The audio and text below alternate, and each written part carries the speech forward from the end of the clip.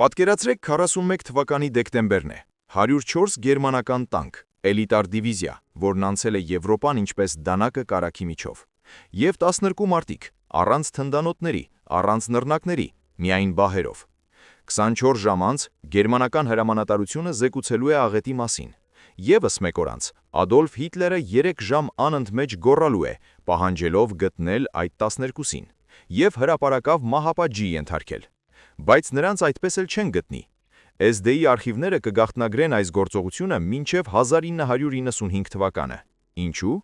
Որովհետև այն, ինչ տեղի ունեցավ Մոսկվայի մերձակայքում գտնվող այդ անտառում, չի տեղավորվում ոչ մի ռազմական դասագրքի մեջ։ Սա պատմություն է այն մասին, թե ինչպես է աբսուրդը դառնում զենք,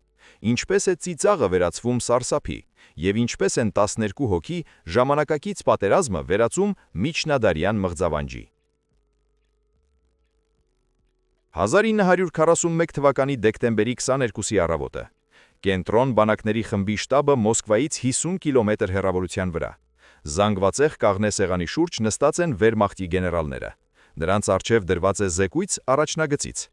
Տանկային դիվիզիայի հրամանատարը զեկուցում է. առաջխաղացումը կանգնեցվել է հակառակորդի անհայտ ստորաբաժանման կողմից, որի թվաքանակը մոտավորապես 12 մարդ է։ Գեներալ գնդապետ Շտրաուպը բարձրաձայն կարդում է փաստաթուղթը և սենյակում լռություն է տիրում։ Հետո ինչ-որ մեկը քմծիծաղ է տալիս, հետո ևս մեկ սպահ։ Մեկ րոպե անց ողջ շտաբը ծիծաղում է։ 12 հոգի մի ամբողջ դիվիզիայի դեմ։ Սա խելագարություն է։ Սա զուտ խորհրդային քարոզչություն է։ Մայորներից մեկը սրբում է արդյունքները։ Նա ասում է, որ ռուսները լիովին հուսահատվել են, եթե նման հեքիաթներ են ուղարկում։ Մեկ այլ սպա առաջարկում է դիվիզիայի հրամանատարին ուղարկել հոգեբուժի մոտ։ Երրորդը կատակում է. միգուցե այս 12 դյուցազուններն այնպիսին են, ինչպես ռուսական հեքիաթներում։ Շտրաուպը խոժոռվում է։ Նա անձամբ ճանաչում է դիվիզիայի հրամանատարին։ Սա այն մարդը չէ, ով խուճապի է մատնվում կամ արդարացումներ հորինում։ Բայց փաստերն ինքնին խոսում են։ 1200 զինվոր, 104 տանկ, հրետանի, ինքնաձգևորներ և ինչ-որ 12 ուրվականներ։ Աբսուրդ է, կատարյալ աբսուրդ։ Գեներալը հրամայում է ամեն գնով շարունակել հարձակումը։ Մոսկվան շատ մոտ է, ձմեռը հարվածում է զորքերին, ցրտերը հասնում են մինուսների, բայց հիմա կանգ առնել նշանակում է պարտվել պատերազմում։ Նա չի հավատում 12 մարտիկներին, նա հավատում է գերմանական պողպատին և գերմանական կարգապահությանը։ Բայց 6 ժամ անց գալիս է երկրորդ զեկույցը։ Կորուստներ, 8 տանկ, հարձակումը չի առաջանում։ Հակառակորդն օգտագործում է նոր ստանդարտ մարտավարություն։ Անհնար է պարզել նրա դիրքերը, անհնար է հրետանային կրակ կանչել։ Հակառակորդը գործում է ուրվականների պես։ Շտրաուպը այլևս չի ծիծաղում։ Նա պահանջում է բացատրություններ, պահանջում է հետախուզական տվյալներ, պահանջում է սպաների գլուխները, եթե նրանք ստում են։ Բայց զեկույցները շարունակում են ստացվել։ 9 տանկ, 11, 15, և ամենուր նույն աբսուրդը։ Հակառակորդը սակավաթիվ է, սպառազինությունը որոշված չէ, մարտավարությունն անհասկանալի է։ Դեկտեմբերի 22-ի երեկոյան գերմանացի գեներալները հասկանում են, սա կատակ չէ, սա աղետ է։ Բայց նրանք չեն կարող դա բացատրել, որովհետև ճշմարտությունը չափազանց ստորացուցիչ է, չափազանց անհնորին, չափազանց աբսուրդ ժամանակակից պատերազմի համար։ Մաս 2. 12 հայերն ու մահվան ճանապարհը։ Իսկ սառած խրամատներում 12 հայեր սրում են բահերը և պատրաստվում նոր գիշերվան։ Նրանք չգիտեն, որ դարձել են գերմանական հրամանատարության մղձավանջը։ Նրանք պարզապես անում են իրենց գործը, փորում են, քողարկվում են, սպանում են։ 19 դեկտեմբերի, աղետից 3 օր առաջ։ Մերձմոսկվյան անտառները ծածկված են մինչև ծնկները հասնող ձյունով։ Ջերմաչափը ցույց է տալիս -33 աստիճան։ Քամին կտրում է դեմքը ածելիի պես։ 120-րդ հրացգային գումարտակը նահանջում է դեպի նոր դիրքեր։ Նահանջում է կազմակերպված, հրամանով, պաշտպանելով հիմնական ուժերը։ Գումարտակի հրամանատար Գրեչկան, ցրտահարված քթով ալեհեր տղամարդը, հավաքում է հայերի դասակը։ 12 հոգի Հայաստանից, նիհար, լռակյաց, նեղ աչքերով։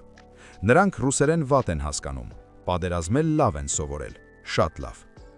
Գրեչկան ասում է պարզապես. պետք է գերմանացիներին կանգնեցնել 4 ժամով։ Անտառով անցնող ճանապարհը միակ ուղին է տանկերի համար, ականապատ դաշտերը շրջանցելու համար։ Եթե ֆրիցներն այստեղ ճեղքեն, նրանք դուրս կգան ամբողջ գնդի թիկունք։ 4 ժամ։ Հետո կգա համալրումը։ Ավագ Ռախիմովը գլխով է անում։ Նա գիտի, որ գումարտակի հրամանատարը ստում է։ Ոչ մի համալրում էլ չի լինելու, բայց վիճելն անիմաստ է։ Պատերազմն այսպիսին է։ Ինչ որ մեկը պետք է մնա, ինչ որ մեկը պետք է մահանա, որպիսի մյուսներն ապրեն։ Այսօր նրանց հերթն է։ Գումարտակը հեռանում է, 12 հայերը մնում են։ Նրանք ունեն Մոսինի 3 հրացան, ՊՊՇ 2 ինքնաձիգ, բոլորի համար 3 պահունակ, 4 F1 նռնակ և Սակարովի բահեր։ Վերջ։ Ոչ մի հակատանկային հրացան, ոչ մի ական, ոչ մի հրետանյա։ Ռախիմովը նայում է ճանապարհը, նեղ ոլորապտույտ, մի կողմից ճահիճ է, մյուս կողմից խիտ եղևնուտ։ Տանկերը կգան Շարասյանով, դա լավ է, բայց ինչպես կանգնեցնել 30 տոննա քաշով զրահապատ մեքենան բահի օգնությամբ։ Նա հավաքում է մարդկանց, խոսում է հայերենով, ժեստերով, հայոյանքներով, բացադրում է ծրագիրը։ Ինչ որ մեկը շարժում է գլուխը, սա խելագարություն է։ Ռախիմովը ծիծաղում է։ Խելագարությունը շանս ունի, ուղիղ մարտը 0։ Նրանք սկսում են փորել։ Սառացողում բահերը զնգում են քարի պես, ձեռքերն արյունը հոսում են, շնչառությունը այրում է թոքերը, բայց հայերը փորում են։ Նրանք մեծացել են գյուղերում, որտեղ ամռանը ջերմաստիճանը հասնում է 50-ի, իսկ ջուրը կրում էին 3 կիլոմետր հեռավորությունից։ Նրանք գիտեն, թե ինչ է նշանակում աշխատել մինչև մահ։ Բառացիորեն կեսգիշերին փորված են առաջին ծուղակները, 2 մետր խորությամբ փոսեր, քողարկված ճյուղերով ու ձյունով։ Տանկը կընկնի և կխրվի։ Գուցե, եթե բախտները բերի, եթե գերմանացիներն անցնեն հենց այստեղով։ Ռախիմովը չի հավատում բախտին, նա հավատում է աշխատանքին։ Նրանք փորում են երկրորդ գիծը, երրորդը։ Լուսաբացին ճանապարհը վերածվում է ծուղակների լաբիրինթոսի, քողարկված այնքան լավ, որ նույնիսկ հայերն իրենք են դժվարությամբ հիշում, թե որտեղ ինչ է փորված։ Ալիմ անունով մարդիկը հարցնում է. իսկ եթե տանկերը չգնան ճանապարհով, Ռախիմովը պատասխանում է. այդ դեպքում մենք բոլորս արագ կմահանանք, եթե գնան, կմահանանք դանդաղ, ընտրիր։ Ալիմը լռում է, ընտրություն չկա, կա միայն ցուրտ, հոգնածություն և 4 ժամ դիմանալու հրաման, որոնք կվերածվեն 4 օրվա դժոխքի։ 21 դեկտեմբերի, առավոտյան ժամը 4, հայերը նստած են խրամատներում և լսում են լռությունը։ Մարտից առաջ պատերազմի տարօրինակ մեռյալ լռությունը։ Նույնիսկ թռչունները չեն երգում, միայն քամին է ոռնում ճյուղերում, և ձյունն է ճռճռում ժամապահի սապոգների տակ։ Ռախիմովը գիտի, գերմանացիները կգան լուսաբացին, միշտ գալիս են լուսաբացին։ Տանկերը սիրում են առավոտյան լույսը, տեսանելիությունը լավ է, հակառակորդը քնկոտ։ Նա բաժանում է վերջին փամփուշտները, 47 հատ 12 հոգու համար։ Ծիծաղելի է ու սարսափելի։ Երիտասարդ մարտիկ Շարիֆը, նա 19 տարեկան է, աղոթվ է շշնջում։ Նա կրոնական ընտանիքից է։ Ռախիմովն անհավատ է, բայց չի խանգարում։ Մահվանից առաջ յուրաքանչյուրն իրավունք ունի խոսելու Աստծո հետ, եթե Աստված կա։ Մյուս մարտիկը, Կարիմովը, բահը սրում է քարին։ Քարի վրայով անցնող մետաղի ձայնը ճեղքում է լռությունը։ Ինչ որ մեկը ֆշացնում է. ձայնդ կտրիր, գերմանացիները կլսեն։ Կարիմովը ծիծաղում է. թող լսեն, թող վախենան։ Բահը հմուտ ձեռքերում Սվենից ավելի սարսափելի զենք է։ Դա ճշմարտություն է։ Հայերն իրենց բահերը գիտեն որպես իրենց ձեռքերի շարունակություն։ Նրանք Հայաստանում ջրանցքներ էին փորում, ցանկապետեր կառուցում, առուներ փորում։ Սակրավորի բահիկը նրանց համար պարզապես գործիք չէ, դա մշակույթ է, դա արվեստ է։ Սրված եզրը կարող է մեկ հարվածով կտրել գլուխը, կարող է կտրել ոսկորը, կարող է պատռել պորը։ Ռախիմովը նայում է իր մարդկանց, 12 ուրվակ, սպիտակ քողարկված խալաթներով։ Դեմքերը ցրտահարված են, աչքերը հոգնածությունից դատարկ են, բայց ձեռքերն ամուր են։ Նրանք լավ մարտիկներ են, լավագույնները, որ նա ունեցել է։ Նա մեկ անգամ ևս պատմում է ծրագիրը։ Երբ տանկերը ընկնեն ծուղակը, ընդհանրապես չկրակել։ Գերմանացիները պետք է մտածեն, որ դա պատահականություն է, ականներ են կամ բնությունը։ Երբ Շարասյունը կանգնի, ստեղծել քաոս, ղոռոցներ, կրակոցներոտ, շարժում թփերի մեջ։ Թող մտածեն, որ պարտիզանները շատ են, թող նյարդայնանան։ Վախը լավագույն զենքն է տանկի դեմ, որովհետև տանկիստը, ով վախենում է, սխալներ է թույլ տալիս, գնում է սխալ ուղությամբ, կրակում է սխալ ուղությամբ, թողնում է մեքենան և փախչում։ Եվ այդ ժամանակ նրան կարելի է սպանել բահով։ Ալիմը հարցնում է. իսկ եթե նրանք չվախենան, Ռախիմովը ուսերն է թոթվում։ Այդ ժամանակ մենք կմահանանք գեղեցիկ, բահերը ձեռքներիս, որպես իսկական գյուղացիներ։ Ինչ որ մեկը ծիծաղում է, նյարդային, հիստերիկ ծիծաղ, հետո երկրորդը, երրորդը։ 1 րոպե անց բոլոր 12-ը բարձրաձայն ծիծաղում են գիշերային անտառում։ Ծիծաղում են իրավիճակի աբսուրդության, պատերազմի, իրենց, գերմանացիների վրա, ովքեր անգամ չգիտեն, թե ինչ է իրենց սպասվում։ Ռախիմովը նայում է արևելք, այնտեղ արդեն լուսանում է։ Լուսաբացը գալիս է դանդաղ, բայց անխուսափելիորեն, գերմանական տանկերի պես, մահվան պես։ Նա հանում է մախորկան, փաթաթում է սիգարետը, վառում է ուրիշի սիգարետից։ Մարտից առաջ վերջին ծխախոտը, միգուցե վերջինը կյանքում։ Շարիֆն ավարտում է աղոթքը, Կարիմովը պահում է քարը և վերցնում բահը։ Ժամապահը շշուկով զեկուցում է, լսում եմ շարժիչներ, դեռ հեռու են, 3 կիլոմետր, միգուցե 4։ Ռախիմովը գլխով է անում, ամեն ինչ ըստ ծրագրի է, ամեն ինչ այնպես է, ինչպես նա մտածում էր։ Գերմանացիները գալիս են և հայերը պատրաստ են։ Պատրաստ են այս ճանապարհը վերածել գերեզմանի պողպատե հրեշների համար։ Իսկ նախքան առաջին գերմանական տանկը կընկնի սառցե ծուղակը, եթե կարծում եք, որ մեր զինվորի հնամտությունն ու արիությունն ավելի ուժեղ են ցանկացած թշնամական տեխնիկայից, հենց հիմա լայքեք այս տեսանյութը։ Թող բոլորը տեսնեն, թե որքան ենք մենք։ Դե իսկ մենք վերադառնում ենք ձյունածածակ անտառ։ Առավոտյան ժամը 6:00։ Մառախուղը սպիտակ շղարշով կախված է ճանապարհի վրա, տեսանելիությունը 20 մետր է։ Շարժիչների դղրդյունը գնալով ավելի ու ավելի բարձր է դառնում, երկիրը դողում է թրթուրների տակ։ Գերմանական հետախուզությունն անցել է 1 ժամ առաջ, 3 մոտոցիկլավար սլացել են ճանապարհով և զեկուցել, ճանապարհն ազատ է, հակառակորդի ոչ մի նշան չկա։ Տանկերը կարող են անվտանգ առաջանալ Շարասյունով։ Շարասյան հրամանատար Հաուպտման Վերները նստած է իր տանկի աշտարակում և հորանջում է։ Նա 38 տարեկան է։ Նա պատերազմել է Լեհաստանում և Ֆրանսիայում։ Սա սովորական առաջխաղացում է։ Ռուսները նահանջում են, Մոսկվան մոտ է։ Եվս մի քանի օր, և պատերազմը կավարտվի։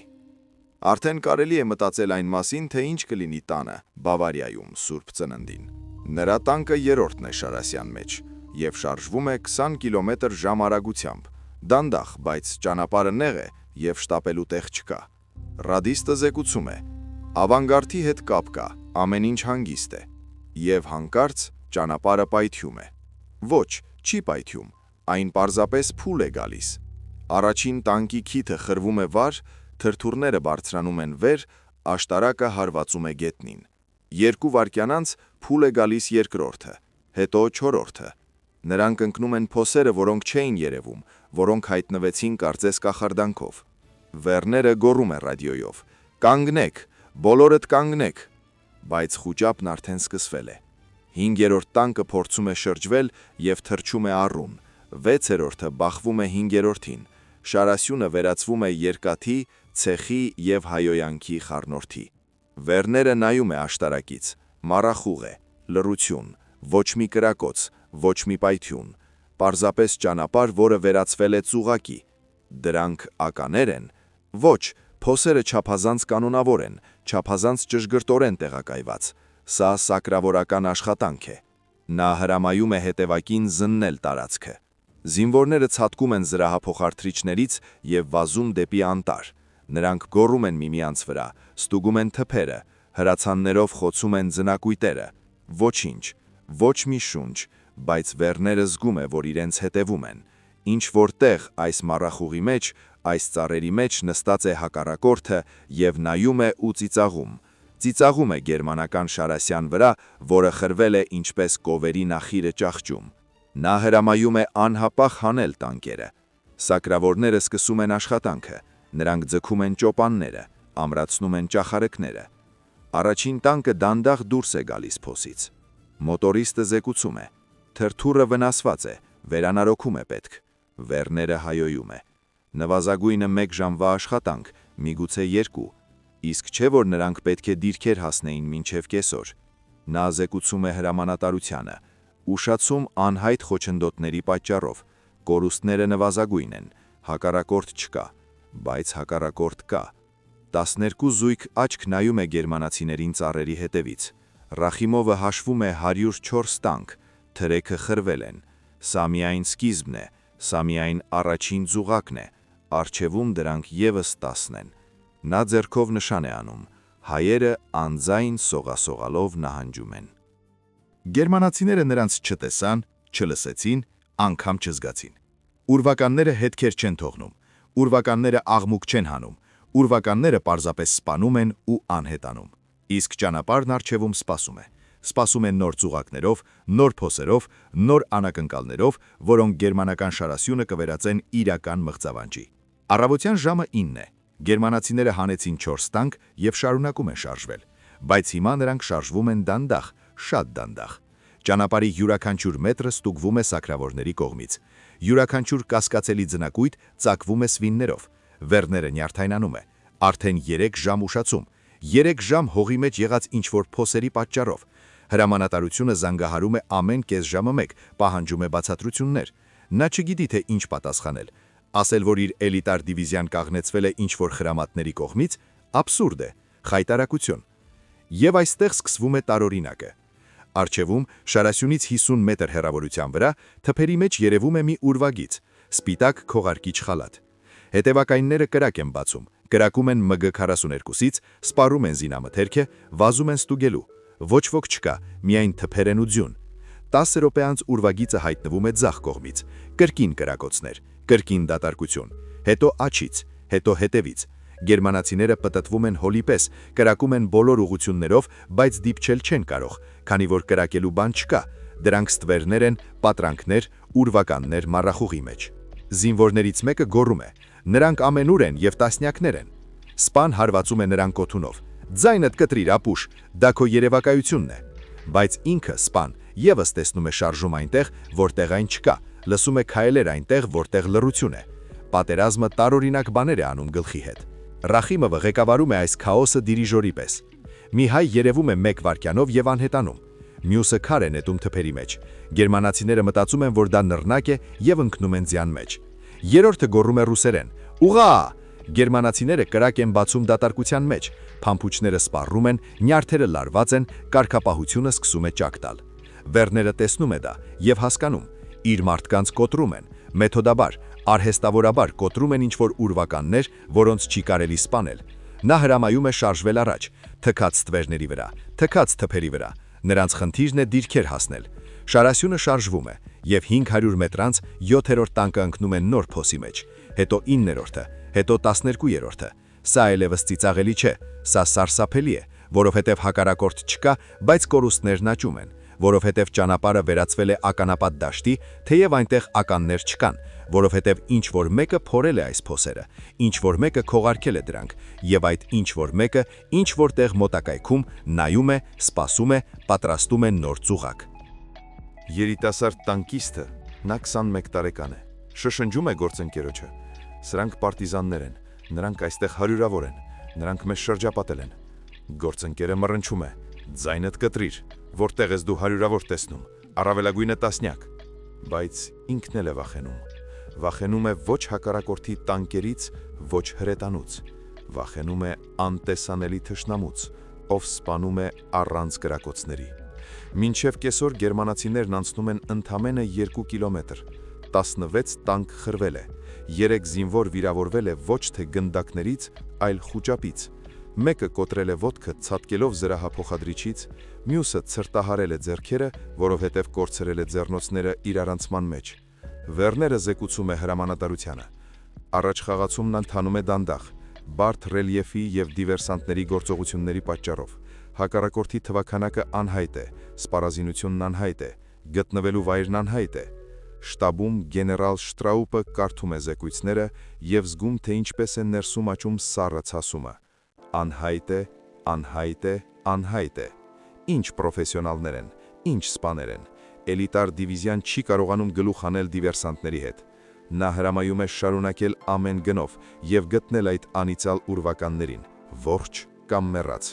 Բայց ուրվականները չեն բռնվում։ Նրանք տարալուծվում են անտառում։ Նրանք գիտեն ամեն մի ծառ, ամեն մի փոս, այս անիծյալ ճանապարհի ամեն մի մետր, որովհետև իրենք են այն ստեղծել, իրենք են սովորական ճանապարհը վերածել մահվան լաբիրինթոսի։ Իսկ առջևում գետն է սպասում, սառած գետը, բարակ սառույցով։ Եվ Ռախիմովն արդեն գիտի, թե ինչպես այն օգտագործել։ Գիտի թե ինչպես 30 տոննա գերմանական պողպատը խեղդել սառցեջրում։ Ցերեկվա ժամը 2-ը,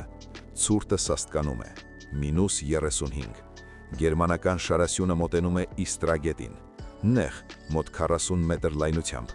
սառույցը շողում է արևի տակ, ամուր, հուսալի, կամ այդպես է թվում։ Վերները նայում է գետին և տատանվում է, մի կողմից կամուրջը պայթեցված է, երևում են բեկորները, մյուս կողմից սառույցը ամուր է թվում, հաստությունը նվազագույնը 30 սանտիմետր է, տանկը կշռում է 30 տոննա, բայց սառույցը պետք է դիմանա, Լեհաստանում դիմանոր էր, Ֆրանսիայում խնդիրներ չեն եղել, նա հրամայում է հետախուզությանը ստուգել,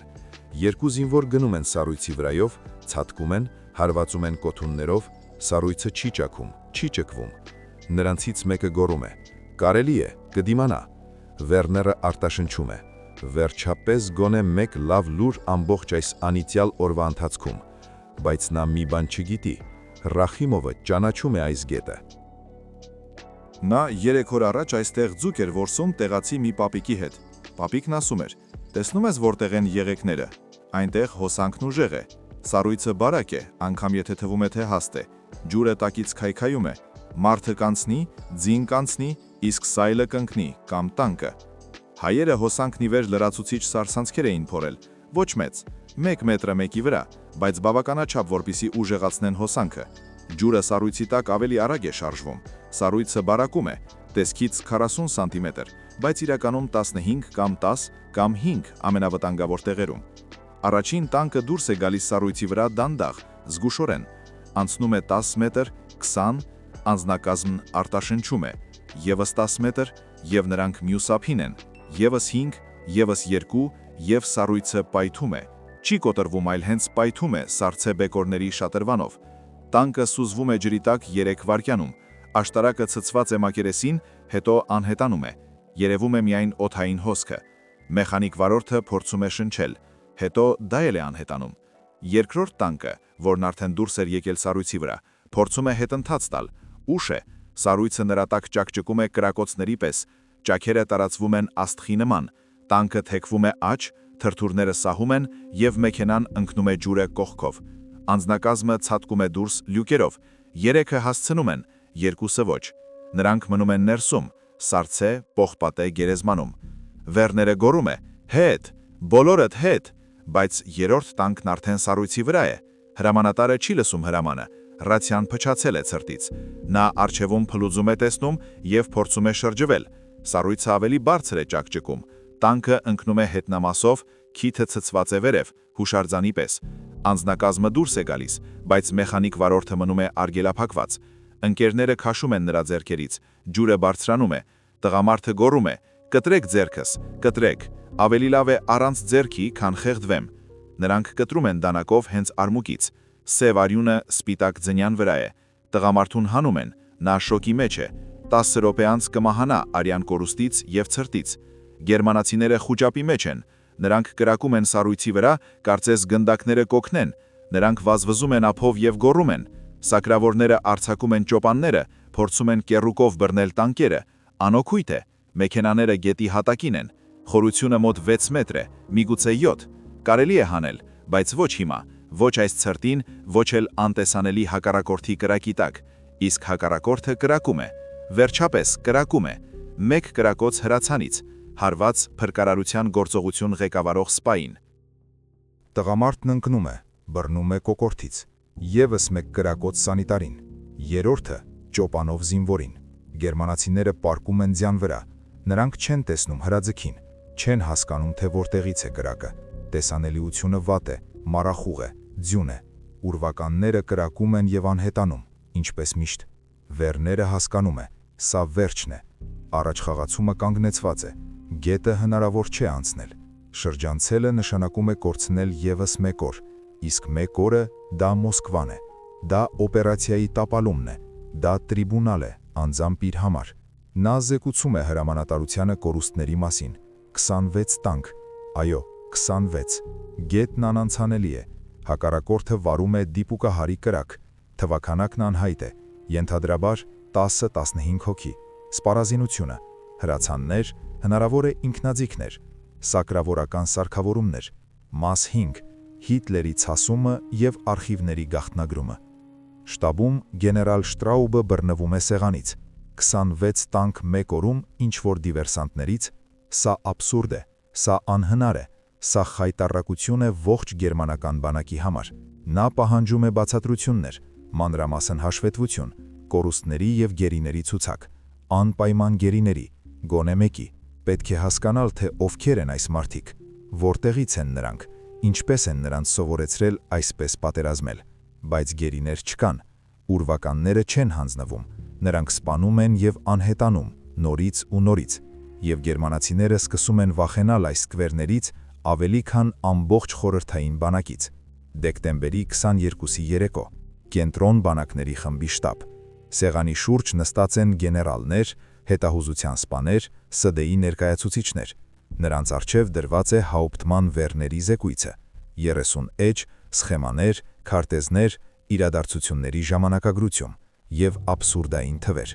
Գեներալ Շտրաուբը կարդում է բարձրաձայն. Հակառակորդ, 10-ից 15 հոգուց բաղկացած, կորուստներ, 26 տանկ անվերադարձ, եւս 18-ը պահանջում են վերանորոգում,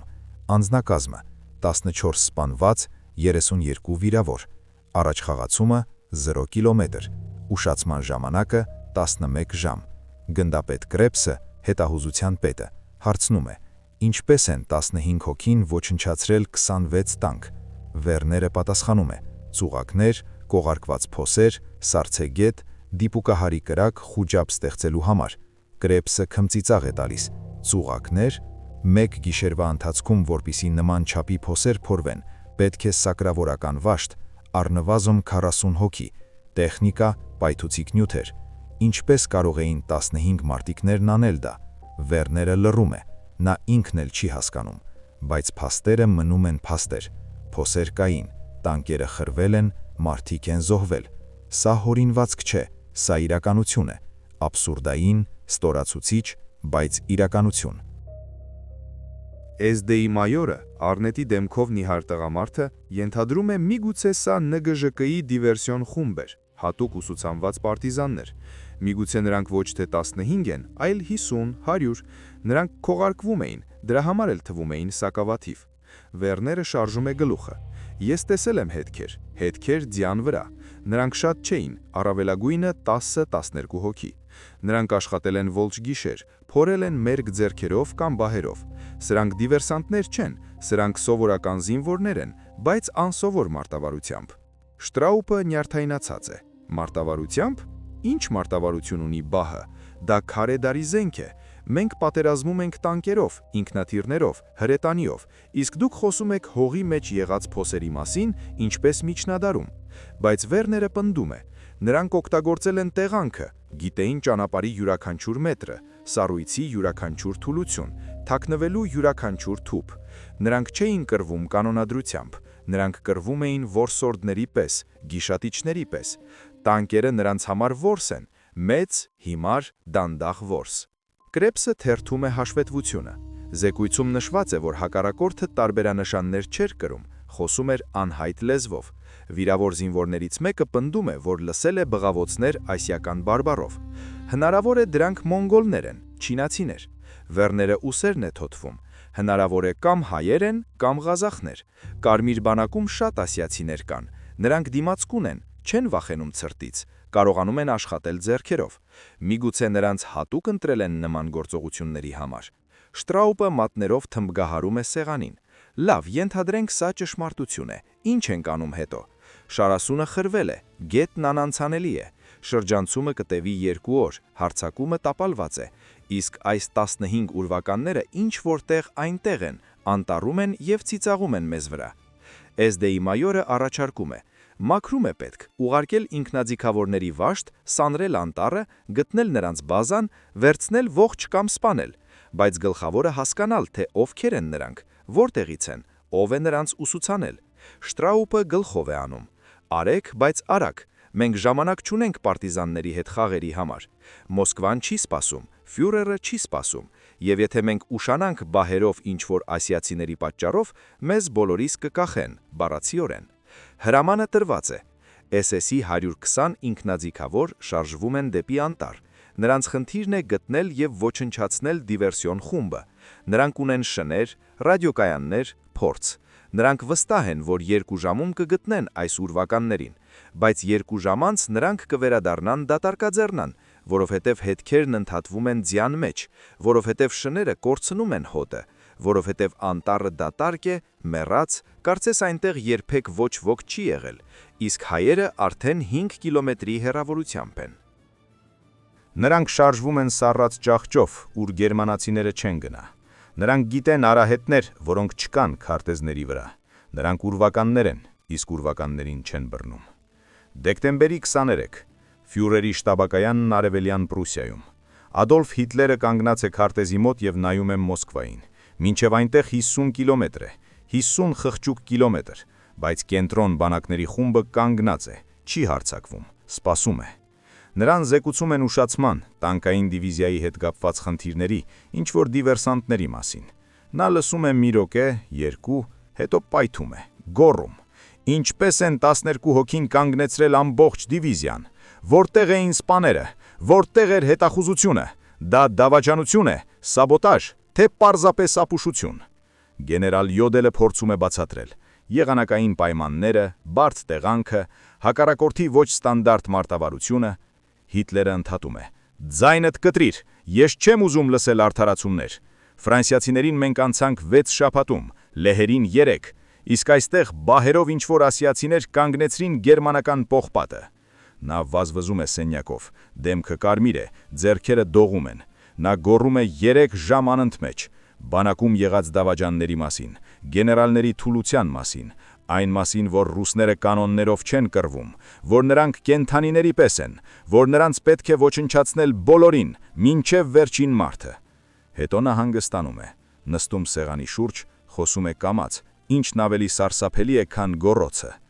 Գթեք այդ 12-ին ամեն գնով, ողջ։ Ես ուզում եմ նայել նրանց աչքերին, ուզում եմ հասկանալ, թե ինչպես են բահերով մարդիկ հաղթել տանկերին, իսկ հետո ես ուզում եմ նրանց հրապարակով կախել Մոսկվայի հրապարակում, երբ մենք այն գրավենք։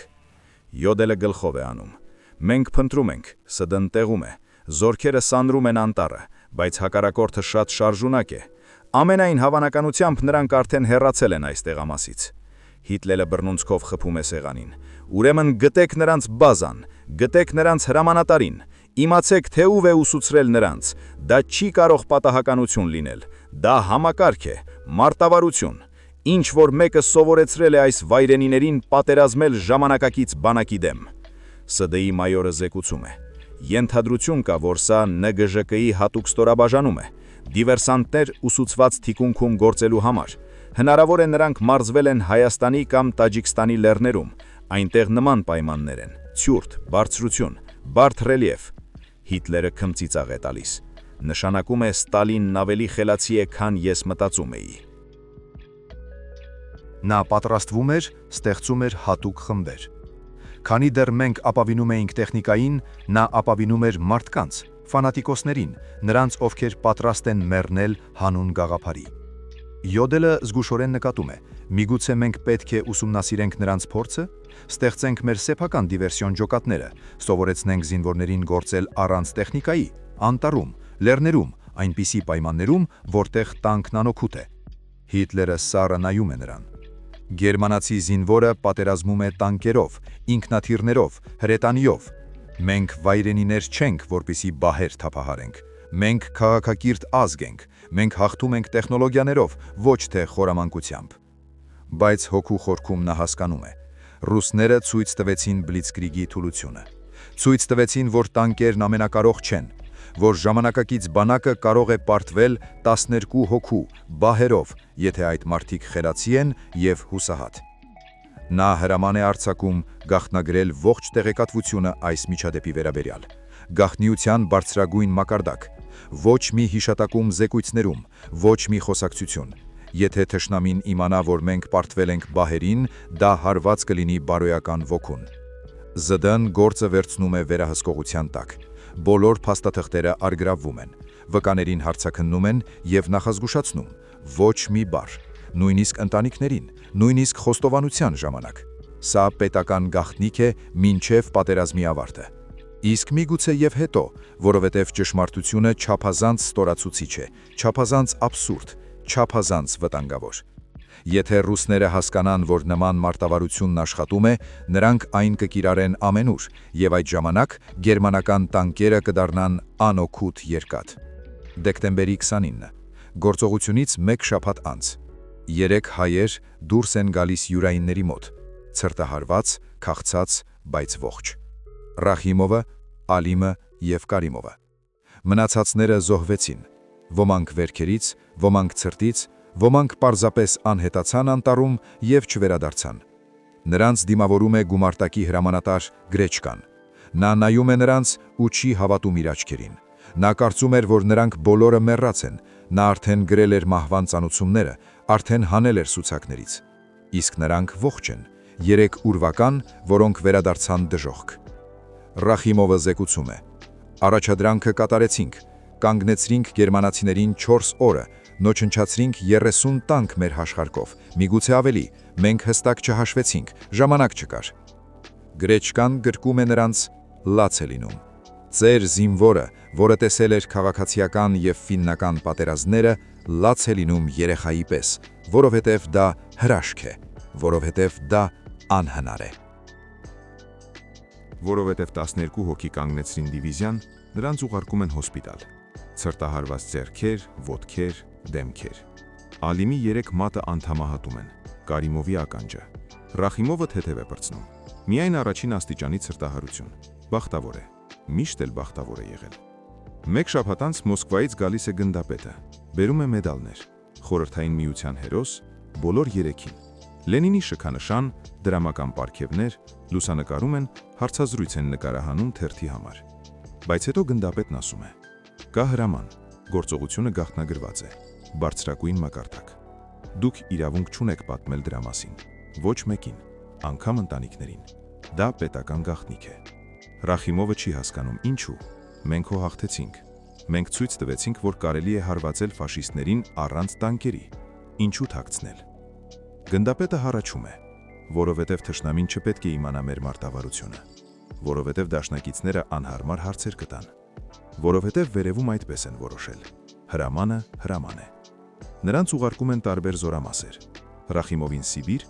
Ալիմին հերավոր արևելք, Կարիմովին Միջին Ասիա, իրարից հնարավորինս հեռու, որպեսզի չշատախոսեն, որպեսզի չհավաքվեն միասին եւ չհիշեն։ Պատերազմն ավարտվում է, նրանք փրկվում են, վերադառնում են տուն, Հայաստան, ապրում են սովորական կյանքով, աշխատում են կոլտնտեսություններում, երեխաներ են մեծացնում եւ լռում են, որովհետեւ ստորագրություն են տվել չհրապարակելու մասին, որովհետեւ վախենում են, որովհետեւ խնդիրներ չեն ուզում։ Ռախիմովը մահանում է 72 թվականին։ Թաղման ժամանակ որդին գտնում է նրա մեդալները եւ հարցնում մորը, թե ինչի համար են դրանք տվել։ Մայրը շարժում է գլուխը։ Չգիտեմ, հայրդ չի ասել։ Ասում էր միայն. ես անում եմ իմ աշխատանքը բոլորի պես։ Ալիմն ապրում է մինչև 85։ Մահվանից առաջ պատմում է թորան. մենք այնտեղ ինչ-որ բան արեցինք, ինչ-որ կարևոր բան։ Գերմանացիներին կանգնեցրինք, բայց թե հատկապես ինչպես, մոռացել եմ։ Հիշողությունս վատացել է։ Կարիմովը բոլորից երկար է ապրում։ Ապրում է մինչև 2000 թվականը, 102 տարեկան։ Հայաստանի ամենատարեց վետերանը։ Նրա մոտ գալիս են լրագրողներ, հարցնում են պատերազմի մասին։ Նա ժպտում է անատան բերանով եւ ասում. պատերազմը սարսափելի բան է, շատ մարդիկ են զոհվել։ Ես փրկվել եմ, բախտս բերել է։ Իսկ բահերով 12 հայերի մասին նա երբեք չի խոսում, մինչև մահ, որովհետև խոսք է տվել։ Իսկ հայի խոսքը երկաթից էլ ամուր է։ 1995 թվական, Գերմանիա։ Դաշնայան արխիվը գաղտնազերծում է երկրորդ համաշխարհայինի փաստաթղթերը։ Հազարավոր գործեր, միլիոնավոր էջեր։ Պատմաբանները ամիսներով փորփրում են դրանք, եւ հանկարծ պրոֆեսոր Շմիդտը Բերլինի համալսարանից գտնում է տարօրինակ գործ։ Գրիֆը՝ հույժ գաղտնի։ Ամսաթիվ 41 թվականի դեկտեմբեր։ Անվանումը օպերացիա Ուրվական բահ։ Նա կարդում է եւ չի հավատում։ 104 տանկ կորցրած 4 օրում, հակառակորդը 12 հոգի, սպառազինությունը բահեր եւ 3 հրացան։ Արդյունքը հարձակումը տապալված է։ Ֆյուրերը պահանջում է գտնել մեղավորներին եւ գնդակահարել։ Շմիդտը հոդված է հրապարակում։ Այն պայթեցնում է գիտական հանրությունը։ Ոմանք ասում են, սա կեղծիք է, նման բան չէր կարող լինել։ Մյուսները ստուգում են, փաստաթղթերն իսկական են, ՍԴ-ի կնիքները, գեներալների ստորագրությունները, ամեն ինչ ըստ կարգի։ Սկսվում է հետաքննություն։ Գերմանական արխիվները տալիս են ամբողջական պատկերը մի կողմից, բայց խորհրդային կողմից դատարկություն է։ Ոչ մի փաստաթուղթ, ոչ մի հիշատակում։ Կարծես այս գործողությունը չի էլ եղել։ Պատմաբանները գնում են Ռուսաստան, փնտրում են պաշտպանության նախարարության արխիվներում, գտնում են հրամանը։ Գործողությունը գաղտնագրված է մինչև հատուկ կարգադրություն։ Գրիֆը հանվել է միայն 95 թվականին, նույն թվականին, երբ գերմանացիները գաղտնազերծեցին իրենց փաստաթղթերը։ Զուգադիպություն, թե ինչ-որ մեկը վերևում որոշեց, որ արդեն ժամանակն է։ Նրանք մեկնում են Հայաստան, փնտրում վետերաններին, գտնում են Ռախիմովի թոռներին, Ալիմի ծոռներին։ Կարիմովն ողջ է, բայց ոչինչ չի հիշում։ Ծերունական թուլամտություն։ Ռախիմովի թոռը բերում է մեդալը, խորհրդային միության հերոս, պարգևատրման ամսաթիվը, հունվար 42 թվական։ Ասում է. Պապը երբեք չի պատմել, թե ինչի համար է ստացել։ Միայն մեկ անգամ մահվանից առաջ ասաց. մենք այնտեղ գերմանացիներին բահերով էինք ծեծում։ Ես մտածեցի, որ նա զարանցում է։ Պրոֆեսոր Շմիդտը համադրում է փաստերը, գերմանական զեկույցները, խորհրդային պարգևները, հարազատների վկայությունները։ Ամեն ինչ համընկնում է։ 12 հայերն իսկապես կանգնեցրել են տանկային դիվիզիան, իսկապես օգտագործել են բահերը որպես զենք, իսկապես դարձել են ուրվականներ, որոնց փնտրել են 3 տարի։ Նա գրում է. «Մերձ Մոսկվյան ուրվականները» գիրքը։ Այն դառնում է բեսթսելեր Գերմանիայում եւ Ռուսաստանում, թարգմանվում է 20 լեզուներով, 12 հայերը դառնում են լեգենդ։ Բայց ամենակարևորը հարցն է. ինչու գաղտնագրեցին։ Գերմանացիներին հասկանալի է, խայտարակություն, իսկ խորհրդայինները։ Շմիդտը պատասխանը գտնում է մարշալ Ժուկովի հուշերում, որոնք հրապարակվել են նրա մահվանից հետո։ Այնտեղ կա մի պարբերություն։ Որոշ գործողություններ մենք թաքցնում էինք ոչ թե թշնամուց, այլ դաշնակիցներից։ Ամերիկացիները չէին հասկանար, թե ինչպես կարելի է հաղթել առանց տեխնիկայի։ Բրիտանացիները դա կհամարեին բարբարոսություն։ Մենք նրանց ցույց էինք տալիս տանկային մարտեր, հրետանի, ավիացիա, իսկ բահերի մասին լռում էինք, որովհետև բահը քաղաքակիրթ պատերազմի զենք չէ, դա հուսահատության զենք է։ Նրանց զենքը, ովքեր ոչինչ չունեն բացի հաղթանակի կամքից։ Եվ 12 հայերը ցույց տվեցին, ավելի ուժեղ, քան պողպատը։ Հուսահատությունը հաղթում է տեխնոլոգիաներին։ Բահով մարդը տանկից ավելի սարսափելի է, եթե այդ մարդը պատրաստ է մեռնել, բայց չհանձնվել։ Այսօր Հայաստանում հուշարձան է կանգնած, 12 ուրվագիծ, բահերը ձեռքներին։ Զբոսաշրջիկները լուսանկարվում են, չեն հասկանում, ովքեր են դրանք։ Տեղացիները գիտեն։ Դրանք նրանք են, ովքեր աշխարհին սովորեցրին պարզ ճշմարտություն։ Պատերազմը շահում են ոչ թե երկաթով, պատերազմը շահում են ոգով։ Իսկ գերմանական ռազմական ուսումնարաններում մինչ օրս ուսումնասիրում են ուրվական բահ օպերացիան, որպես օրինակ այն բանի, որ չի կարելի թերագնահատել հակառակորդին, որ տեխնոլոգիաներն անօգուտ են խորամանկության եւ հուսահատության դեմ, որ 12 հոգին կարող են փոխել պատերազմի ընթացքը, եթե նրանք ունեն բահեր եւ հաղթելու խելագար կամք։ Այս պատմությունն ապացուցում է, որ պատերազմում հաղթում են ոչ թե վագրերը կամ կաբինետներում նստած գեներալները, այլ երկաթյա կամք ունեցող հասարակ մարդիկ։ Բաժանորդագրվեք ալիքին եւ սեղմեք զանգակը, որպեսզի մենք միասին շարունակենք բացահայտել մեծ սխրանքի գաղտնագրաված էջերը, որոնց մասին լռել են կես դար։